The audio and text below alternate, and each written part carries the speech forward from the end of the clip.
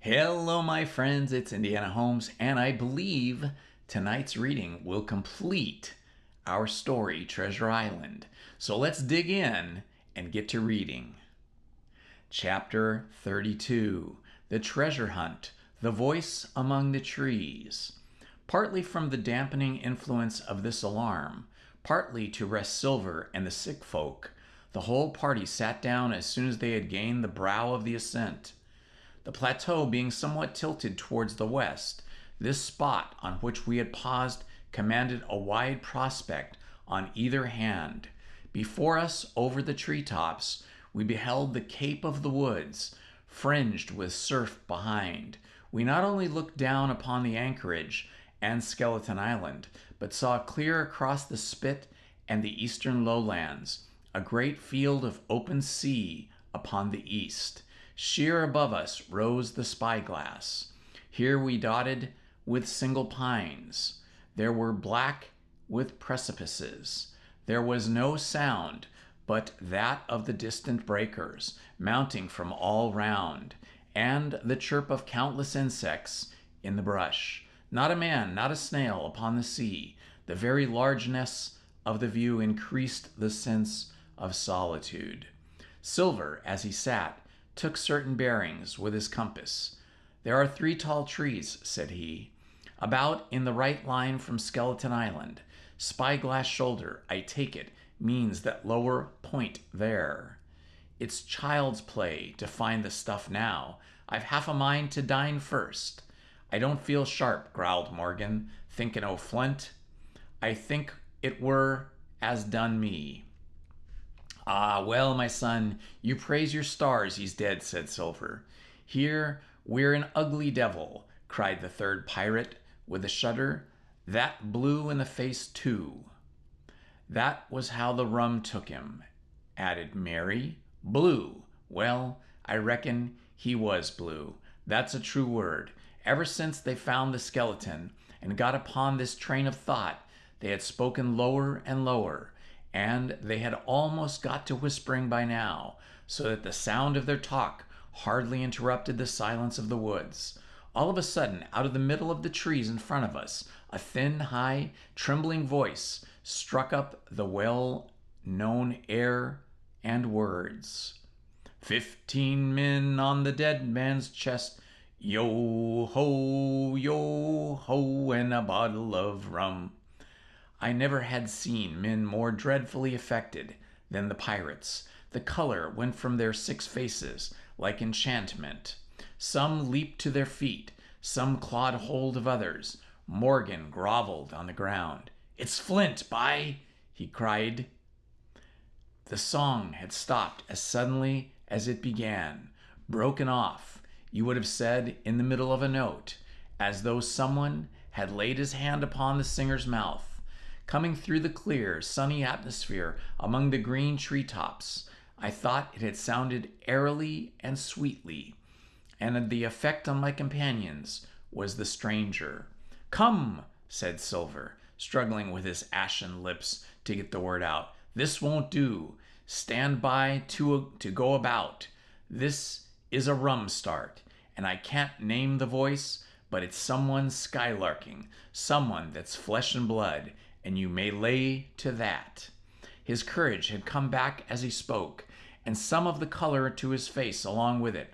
Already the others had begun to lend an ear to his encouragement, and were coming a little to themselves, when the same voice broke out again, not this time singing, but in a faint, distant hail that echoed yet fainter among the clefts of Spyglass.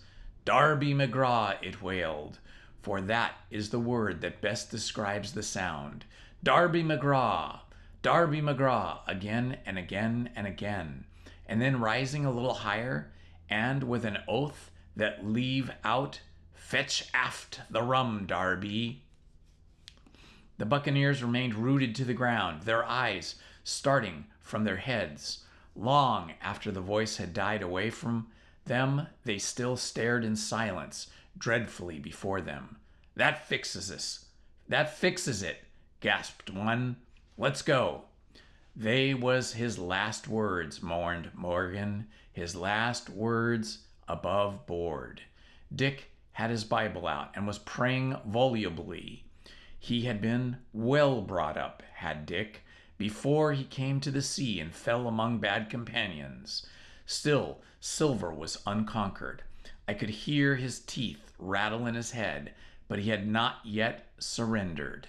Nobody in this here island ever heard of Darby, he muttered. Not one but us that's here. And then making a great effort, shipmates, he cried, I'm here to get that stuff, and I'll not be beat back by a man or devil. I never was feared a flint in his life, and by the powers I'll face him dead. There's 700,000 pound, not a quarter of a mile from here. When did ever a gentleman o' fortune show his stern to that much dollars for a boozy old seaman with a blue mug, and him dead too? But there was no sign of reawakening courage in his followers, rather indeed of growing terror at the irreverence of his words. Belay there, John, said Mary. Don't you cross a spirit. And the rest were all too terrified to reply. They would have run away severally had they dared, but the fear kept them together and kept them close by John, as if his daring helped them. He, on his part, had pretty well fought his weakness down. Spirit, well may be, he said, but there's one thing not clear to me. There was an echo.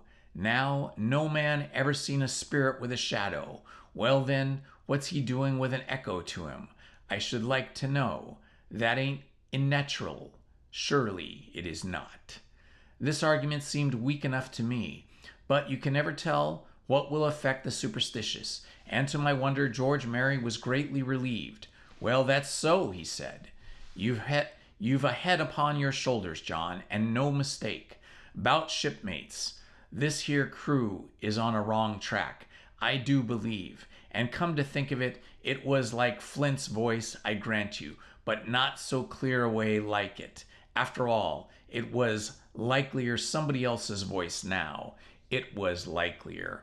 By the powers, Ben Gunn, roared Silver. Aye, and so it were, cried Morgan, springing on his knees. Ben Gunn it were. It don't make much odds, do it now? Asked Dick. Ben Gunn's not here in the body any more in Flint's. But the older hands greeted this remark with scorn. Why, nobody minds Ben Gunn, cried Mary. Dead or alive, nobody minds him. It was extraordinary how their spirits had returned, and how the natural color had revived in their faces. Soon they were chatting together, with intervals of listening, and not long after, hearing no further sound, they shuttered the tools and set forth again, Mary walking first with Silver's compass to keep them on the right line with Skeleton Island. He had said the truth. Dead or alive, nobody minded Ben Gunn. Dick alone still held his Bible and looked around him as he went, with fearful glances, but he found no sympathy, and Silver even joked him on his precautions. I told you, said he, I told you, you had spilled your Bible. You had spoiled it, actually. If it ain't no good to swear by, what do you suppose a spirit would give for it? Not that. And he snapped his big fingers, halting a moment on his crutch. But Dick was not to be comforted. Indeed, it was soon plain to me that the lad was falling sick, hastened by heat, exhaustion, and the shock of his alarm. The fever, predicted by Doc Livesey, was evidently growing swiftly higher.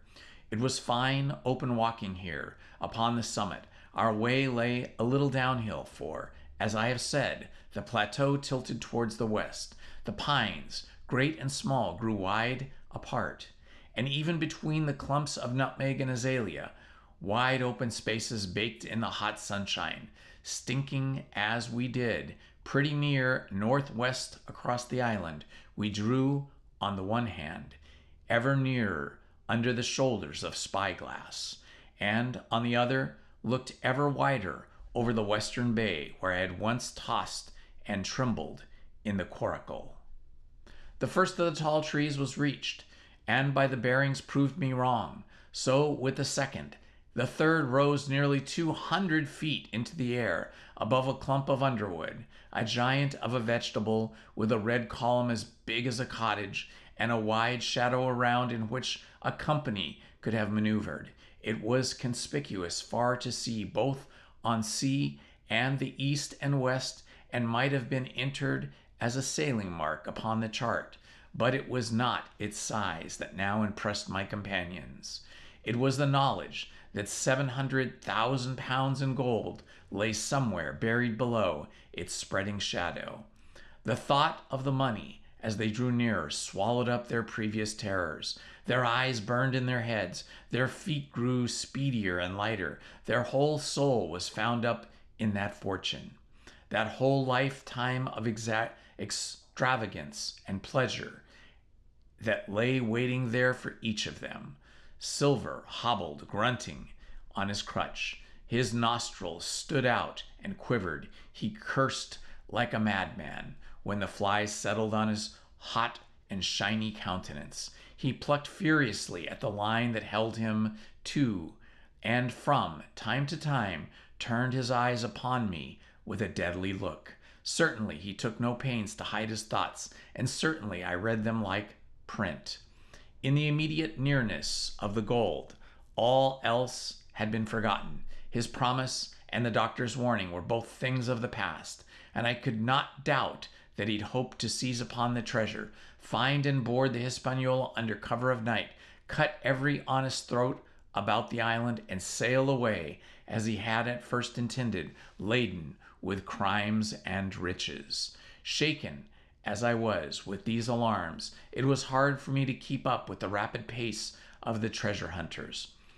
Now and again I stumbled, and it was then that Silver plucked so roughly at the rope and launched at me with murderous glances. Dick, who had dropped behind us and now brought up the rear, was babbling to himself both prayers and curses as his fever kept rising.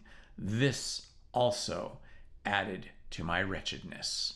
And to crown all, I was haunted by the thought of the tragedy that had once been acted on the plateau, when that ungodly buccaneer with the blue face, he who died at Savannah, singing and shouting for drink, had there with his own hand cut down his 6 accomplices. This grove that was now so peaceful must have rung with cries, I thought, and even with that thought I could believe I heard it ringing still. We were now at the margin of the thicket. "Huzzah! Mates, all together!" shouted Mary, and the foremost broke into a run. And suddenly, not 10 yards further, we beheld them stop. A low cry arose. Silver doubled his pace, digging away with the foot of his crutch like one possessed. The next moment he and I had come also to a dead halt. Before us was a great excavation, not very recent, for the sides had fallen in and the grass had sprouted in the bottom. In this were the shaft of a prick broken in two, with the boards of several packing cases strewn around. On one of these boards I saw branded with a hot iron the same name, Walrus, the name of Flint's ship. All was clear to probation. The cash had been found and rifled. The 700,000 pounds were gone.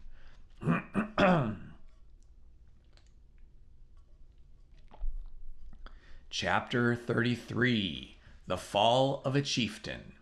There never was such an overturn in this world. Each of these 6 men was as though he had been struck, but with Silver the blow passed almost instantly. Every thought of his soul had been set full stretch, like a racer on that money. Well, he was brought up in a single second, dead, and he kept his head, found his temper, and changed his plan before the others had time to realize the disappointment. "Jim," he whispered, "take that and stand by for trouble." And he passed me a double-barrel pistol. At the same time he began quietly moving northward, and in a few steps had put the hollow between us two and the other 5. Then he looked at me and nodded, as much as to say, here is a narrow corner, as, indeed, I thought it was. His looks were not quite friendly, and I was so revolted at these constant changes that I could not forbear whispering, so you've changed sides again? There was no time left for him to answer in. The buccaneers, with oaths and cries, began to leap one after another into the pit and dig with their fingers, throwing the boards aside as they did. Morgan found a piece of gold. He held it up with a perfect spout of oaths. It was 2 guinea piece, and it went from one hand among them for a quarter of a minute. 2 guineas, roared Mary, shaking it at Silver.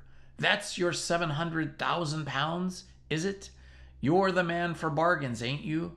You're him that never bungled nothing, you wooden-headed lubber. Dig away, boys, said Silver with the coolest insolence. You'll find some pig nuts, and I shouldn't wonder. Pig nuts, repeated Mary in a scream. Mates, do you hear that? I tell you now, that man there knew it all along. Look in the face of him, and you'll see it wrote there. Ah, Mary, remarked Silver, standing for captain again. You're pushing, lad, to be sure. But this time everyone was entirely in Mary's favor. They began to scramble out of the excavation, darting furious glances behind them. One thing observed, which looked well for us. They all got out upon the opposite side from Silver. Well, there we stood, 2 on one side, 5 on the other, the pit between us, and nobody screwed up high enough to offer the first blow. Silver never moved. He watched them from upright on his crutch and looked as cool as I ever saw him. He was brave and no mistake. At last Mary seemed to think a speech might help matters. Mates, says he, these 2 of them alone, there. One's the old cripple that brought us here and bungled us and blundered us down to this. The other's that cub that I mean to have the heart of. Now, mates. He was raising his arm and his voice and plainly meant to lead a charge. But just then, crack, crack, crack, 3 musket shots flashed out of the thicket. Mary tumbled head foremost into the excavation. The man with the bandage spun round like a teetotum and fell all his length upon his side, where he lay dead, but still twitching, and the other 3 turned and ran for it with all their might. Before you could wink, Long John had fired 2 barrels of pistols into the struggling Mary, and as the man rolled his eyes up at him in the last agony, George, said he, I reckon I settled you. At the same moment the doctor, Gray, and Ben Gunn joined us with smoking muskets from among the nutmeg trees. Forward, cried the doctor. Double quick, my lads. We must head 'em off at the boats. And we set off at a great pace, sometimes plunging through the bushes to the chest. I tell you, but Silver was anxious to keep up with us. The work that man went through, leaping on his crutch till the muscles of his chest were fit to burst, was work no sound man ever equaled. And so, says the doctor, he thinks. As it was, he was already 30 yards behind us and on the verge of strangling when we reached the brow of the slope. Doctor, he hailed, see there, no hurry. Sure enough, there was no hurry. In a more open part of the plateau, we could see the 3 survivors still running in the same direction as they had started, right for Mizzenmast Hill. We were already between them and the boats, and so we 4 sat down to breathe, while Long John, mopping his face, came slowly up with us. Thank ye kindly, doctor, says he. Ye came in about the neck, I guess, just the nick in time for me and for Hawkins. And so it's you, Ben Gunn, he added. Well, you're a nice one, to be sure. I'm Ben Gunn, I am, replied the maroon, wriggling like an eel from his embarrassment. And, he added, after a long pause, how do, Mr. Silver? Pretty well, I thank ye, says you. Ben, Ben, murmured Silver, to think as you've done me. The doctor sent back Gray for one of the pickaxes, deserted it in their flight, but the mutineers, and then, as we proceeded leisurely downhill to where the boats were lying, related in a few words what had taken place. It was a story that profoundly interested Silver and Ben Gunn. The half-idiot Maroon was the hero from beginning to end. Ben, in his long, lonely wanderings about the island, had found the skeleton. It was he that had rifled it. He had found the treasure. He had dug it up. It was the haft of his pickaxe that lay broken in the excavation. He had carried it on his back in many weary journeys from the foot of the tall pine to the cave he had on Two Pointed Hill at the northeast angle of the island, and there it had lain stored in safety since 2 months before the arrival of the Hispaniola. When the doctor had warned this secret, or had wormed this secret from him on the afternoon of the attack, and when next morning he saw the anchorage deserted, he had gone to Silver, given him the chart, which was now useless, given him the stores, for Ben Gunn's cave was well supplied with goat's meat, salted by himself, given anything and everything to get a chance of moving in safely from the stockade to the Two-Pointed Hill, there to be clear of malaria and keep a guard upon the money. As for you, Jim, he said, it went against my heart, but I did what I thought best for those who had stood by their duty. And if you were not one of these, whose fault was it? That morning, finding that I was to be involved in the horrid disappointment he had prepared for the mutineers, he had run all the way to the cave, and, leaving the squire to guard the captain, had taken Gray and the Maroon and started making the diagonal across the island to be at hand beside the pine. Soon, however, he saw that our party had the start of him, and Ben Gunn, being fleet of foot, had been dispatched in front to do his best alone. Then it had occurred to him to work upon the superstitions of his former shipmates, and he was so far successful that Gray and the doctor had come up and were already ambushed before the arrival of the treasure hunters. Ah, said Silver, it were fortunate for me that I had Hawkins here. You would have let old John be cut to bits, and never given it a thought, Doctor. Not a thought, replied Dr. Livesey cheerily. And by this time we had reached the gigs. The doctor, with the pickaxe, demolished one of them, and then we all got on board the other and set out to go round by sea for the North Inlet. This was a run of 8 or 9 miles. Silver, though he was almost killed already with fatigue, was set to an oar like the rest of us, and we were soon skimming swiftly over a smooth sea. Soon we passed out of the straits and doubled the southeast corner of the island, round which 4 days ago we had towed the Hispaniola. As we passed the Two-Pointed Hill, we could see the black mouth of Ben Gunn's cave, and a figure standing by it, leaning on a musket. It was the squire, and we waved a handkerchief and gave him 3 cheers, in which the voice of Silver joined as heartily as any. 3 miles farther, just inside the mouth of the North Inlet, what we should meet but the Hispaniola, cruising by herself.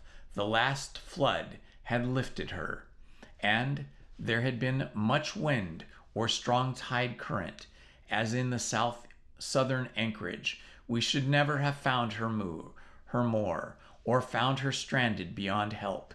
As it was, there was little amiss beyond the wreck of the mainsail. Another anchor was got ready and dropped in 1.5 fathoms of water.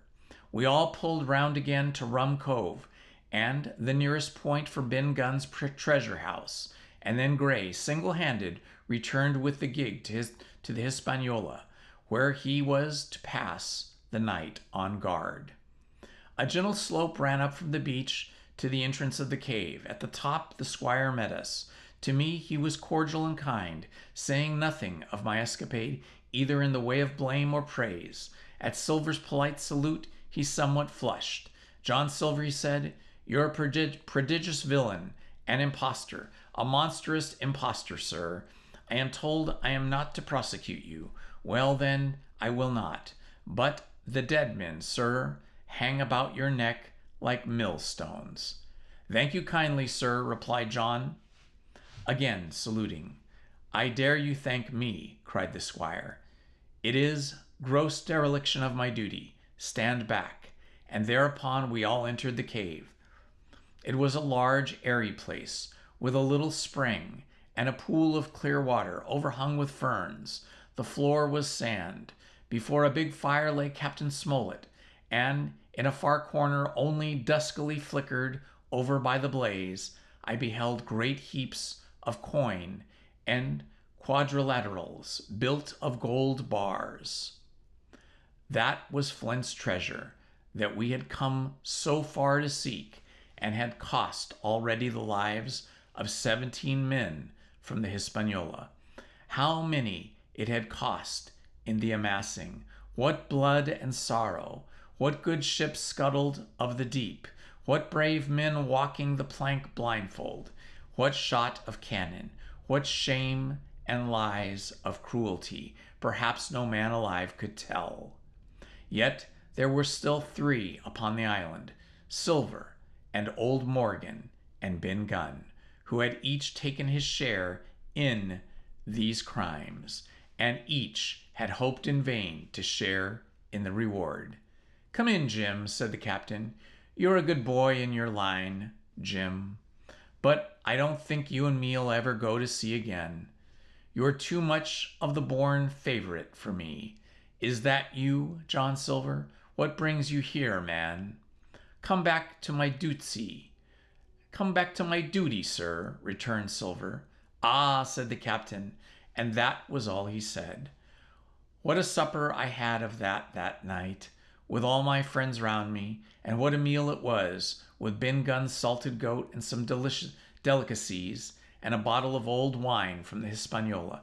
Never, I am sure, were people gayer or happier, and there was Silver, sitting back almost out of the firelight, but eating heartily, prompt to spring forward when anything was wanted, even joining quietly in our laughter, the same bland, polite, obsequious seaman of the voyage out.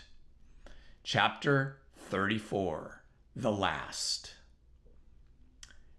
The next morning we fell early to work, and for the transportation of this great mass of gold near a mile by land to the beach, and thence 3 miles by boat to the Hispaniola, was a considerable task for so small a number of workmen. The 3 fellows still abroad upon the island did not greatly trouble us. A single sentry on the shoulder of the hill was sufficient to ensure us against any sudden onslaught. And we thought, besides, they had more than enough of fighting. Therefore the work was pushed on briskly. Gray and Ben Gunn came and went with the boat, while the rest, during their absences, piled treasure on the beach. 2 of the bars slung in a rope's end made a good load for a grown man. One that he was glad to walk slowly with. For my part, as I was not much use at carrying, I was kept busy all day in the cave, packing the minted money into bread bags. It was a strange collection, like Billy Bones' hoard for the diversity of coinage, but so much larger and so much more varied than I think I never had more pleasure than in sorting them. English, French, Spanish, Portuguese, Georges, Louises, doubloons, and double guineas, and mordiers, and sequins, the pictures of all the kings of Europe for the last 100 years, strange oriental pieces stamped with what looked like wisps of string or bits of spiderweb, round pieces and square pieces, and pieces bored through the middle, as if to wear them around your neck. Nearly every variety of money in the world must, I think, have found a place in that collection, and for number, I am sure they were like autumn leaves, so that my back ached with stooping and my fingers with sorting them out. Day after day this work went on. By every evening a fortune had been stowed aboard. But there was another fortune waiting for the morrow, and all this time we heard nothing of the three surviving mutineers. At last, I think it was on the third night, the doctor and I were strolling on the shoulder of the hill where it overlooks the low lands of the isle, when from the out of the thick darkness below the wind brought us a noise between shrieking and singing. It was only a snatch that reached our ears, followed by the former silence. Heaven forgive them, said the doctor. 'Tis the mutineers. All drunk, sir, struck the voice of Silver from behind us. Silver, I should say, was allowed his entire liberty, and in spite of daily rebuffs, seemed to regard himself once more as a quite privileged and friendly dependent. Indeed, it was remarkable how well he bore these slights, and with what unwearying politeness he kept on trying to ingratiate himself with all. Yet I think none treated him better than a dog, unless it was Ben Gunn, who was still terribly afraid of his old quartermaster, or myself, who had really something to thank him for. Although, for that matter, I suppose I had reason to think even worse of him than anybody else, for I had seen him meditating a fresh treachery upon the plateau. Accordingly, it was pretty gruffly that the doctor answered him. Drunk or raving, said he. Right you were, sir, replied Silver, and precious little odds which to you and me. I suppose you would hardly ask me to call you a human man, or a humane man, returned the doctor with a sneer. And so my feelings may surprise you, Master Silver, but if I were sure they were raving, as I am morally certain one, at least of them, is down with fever, I should leave this camp, and whatever risk to my own carcass, take them the assistance of my skill. Ask your pardon, sir. You would be very wrong, quoth Silver. You would lose your precious life, and you may lay to that. I'm on your side now, hand in glove, and I should wish for to see the party weakened not at all, let alone yourself, seeing as I know what I owes you. But these men down there, they couldn't keep their word, no, not supposing they wished to you, and what's more, they couldn't believe as you could. No, said the doctor, you're the man to keep your word, we know that. Well, that was about the last news we had of the three pirates. Only once we heard gunshots a great way off, and I supposed them to be hunting. A council was held, and it was decided that we must desert them on the island, to the huge glee, I must say, of Ben Gunn, and with the strong approval of Gray. We left a good stock of powder and shot, the bulk of the salt goat, a few medicines, and some other necessaries, tools, clothing, a spare sail, a fathom or two of rope, and, by the particular desire of the doctor, a handsome present of tobacco. That was about our last doing on the island. Before that, we had got the treasure stowed and had shipped enough water and the remainder of the goat meat in case of any distress. And at last, one fine morning, we weighed anchor, which was about all that we could manage, and stood out of the north inlet, the same colors flying that the captain had flown and fought under at the palisade. The three fellows must have been watching us, closer than we thought, for as soon as we proved for coming through the Narrows, we had to lie very near the southern point, and there we saw all three of them kneeling together on a spit of land, with their arms raised in supplication. It went to all our hearts, I think, to leave them in that wretched state. But we could not risk another mutiny, and to take them home for the gibbet would have been a cruel sort of kindness. The doctor hailed them and told them of the stores we had left and where they were to find them. But they continued to call us by name and appeal to us, for God's sake, to be merciful and not leave them to die in such a place.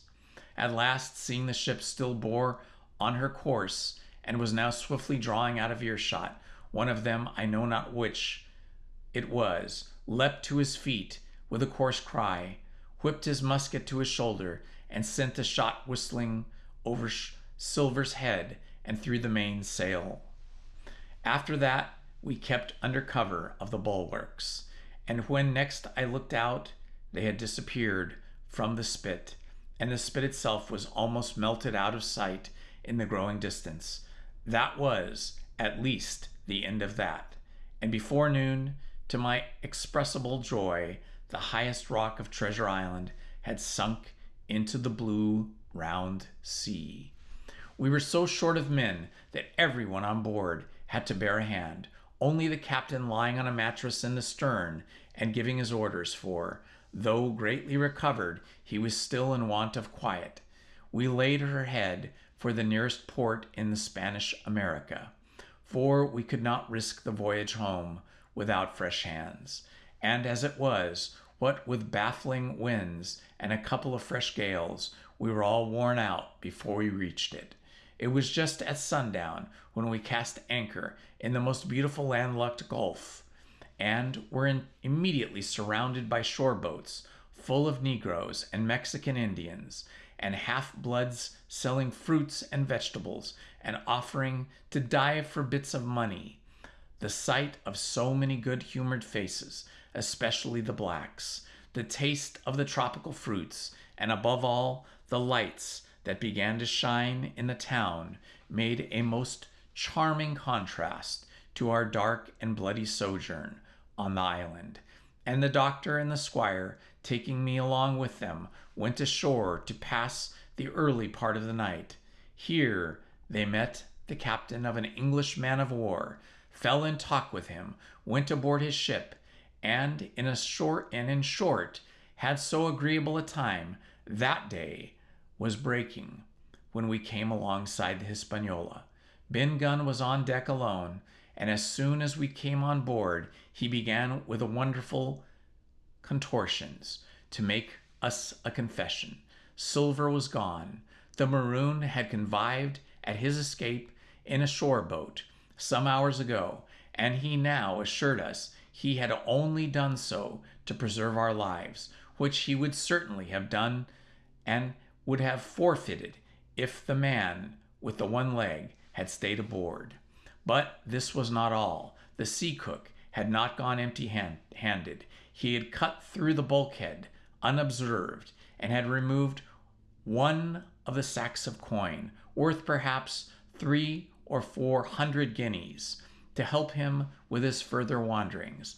I think we were all pleased to be so cheaply quit of him.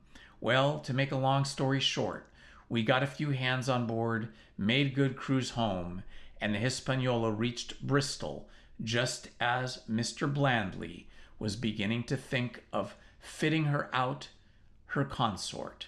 5 men only of those who had sailed returned with her.